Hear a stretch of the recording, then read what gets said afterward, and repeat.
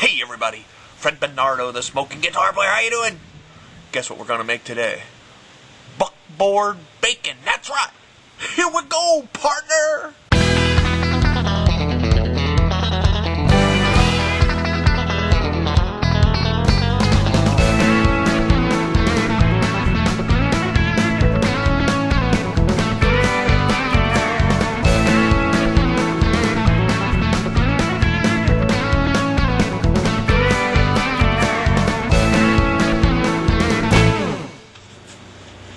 Okay folks, so we're going to make some buckboard bacon, or some people call it cottage bacon. Here's the star of the show, a Boston butt. I bought one already boned, so I don't got to bother boning it, so I'm not going to need my knife very much. Cut a lot of the excess fat off. We're going to open this up, we're going to take a look, we're going to put our cure and all our other stuff on it, we're going to bag it up, and then we're going to come back next week and show you what it's like when it's done. Okay, so here's the star of the show, our Boston butt. And I didn't bother having to weigh it. I had my scale out, but it's 4.48 pounds, 4.5 pounds. So we're going to open it up here, and we're going to see what she looks like. Okay?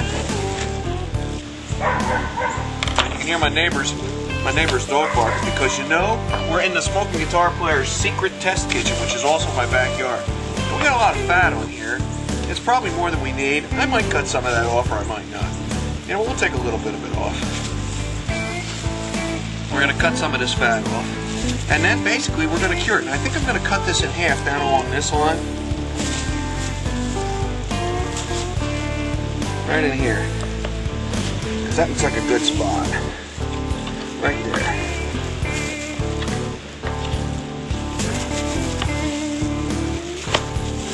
We've got 2 pieces of meat right here.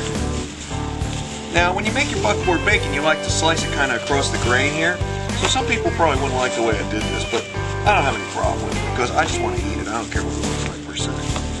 So if you leave your Boston butt whole and you take that bone out, you can actually tie this with string now and cure it like that, and then you have like a little area here to slice off real nice. You know, almost like pancetta, but I'm not going to do that. Okay, so I got myself a sharper knife. I'm going to cut some of this fat off of here, trying not to cut my fingers in the process. The smoking guitar player needs his fingers if he's ever going to be a guitar player. I really like that piece. That's beautiful because when I slice it, I'm going to slice it this way after I smoke it. Now, you could get rid of a little more of this fat or silver skin, but I'm not so concerned about that. You know what? I think I'm going to cut this right here because I don't like the looks of that. Okay, so we're going to have 3 pieces here. Now, this one, I'm going to leave a little fattier just for the fun of it as an experiment. So we got 3 pieces. Now we're going to put on our cure. And we needed about 4.5 tablespoons of cure. So let's get rid of the cutting board. There's the cure. Not the band the cure. The stuff the cure. It's a mixture of salt and sugar and stuff. We're going to liberally. You know what? I'm going to mix some rub in here first. You know it right here. Some of smoking guitar players. Smoking good barbecue rub right in there. Pretty good amount because I really like it. And that's got more stuff that the cure has in it too, like salt and sugar and all that stuff. Now we're going to mix that up a little bit, like them chefs on TV do. Then we're going to put this on here and we're going to rub it in. Now, we want it on there liberally, and hopefully we've got enough. I measured it properly, I know that. And I double checked my weight on my meat. Because too much cure actually can be a problem. You know, there's nitrates and stuff in there. You know, there is such a thing as a legal limit. So this is one of those deals where too much isn't necessarily better. Actually, more is even better. On this one here, with this kind of thing, with curing meat, the right amount is the right amount. So just enough is just right, instead of too much is just right. If you've watched any of my other videos, you know that I'm saying it all the time. To the point of, driving people a little crazy. Okay, so now look, I'm going to make sure I got all this stuff. And what we're going to do is, we're going to get our vacuum sealer, we're going to seal these up. All we're going to use it for is sealing, no vacuum, okay? I'm going to pour a little bit of molasses in there when I do it. And then we're going to seal them up and I'll show you what they look like. So folks, that's what she looks like. I got my 3 pieces of meat in the bags there with the molasses and the rub and the cure and everything on them. We're going to put these in the fridge. We're going to flip them over every day, and they're going to get all briny, and you'll see what they're like at the end. I'll be showing you in the next part of this video what they're like. These bags are really good and heavy, so they're going to work great. So into the fridge it goes, and see you in a week. And I got myself here our buckboard bacon. That's with a B, remember that.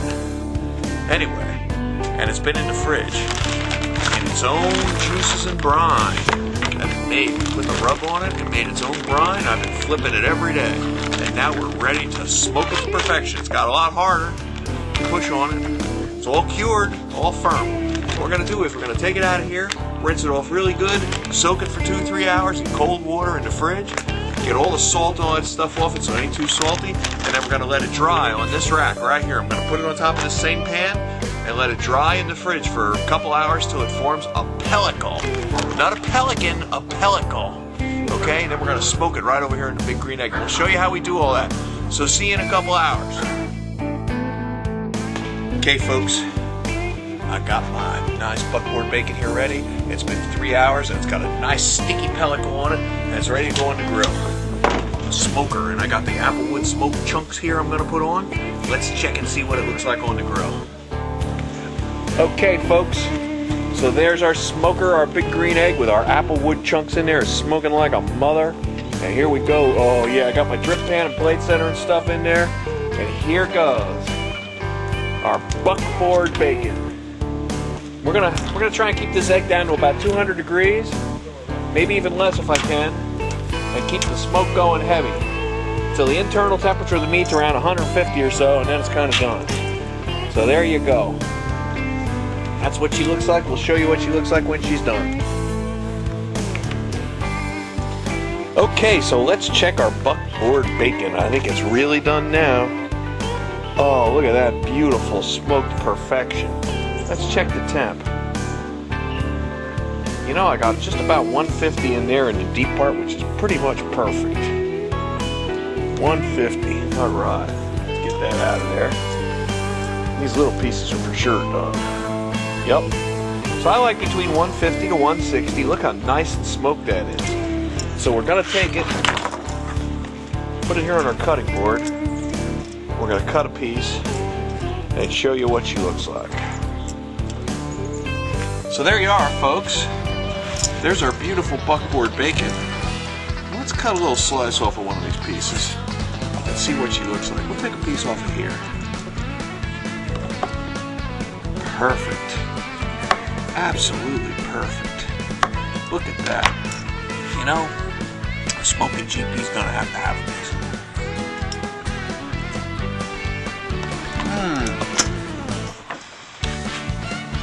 That is some good smoky flavor.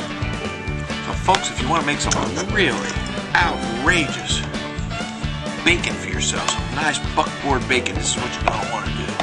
Get yourself that High Mountain buckboard bacon kit. You get yourself some of that Smoking Guitar Player's secret spice, the Smoking Good rub. You get yourself some of them apple chunks, and you make it just like I showed you. We'll see you next time, okay? Take care.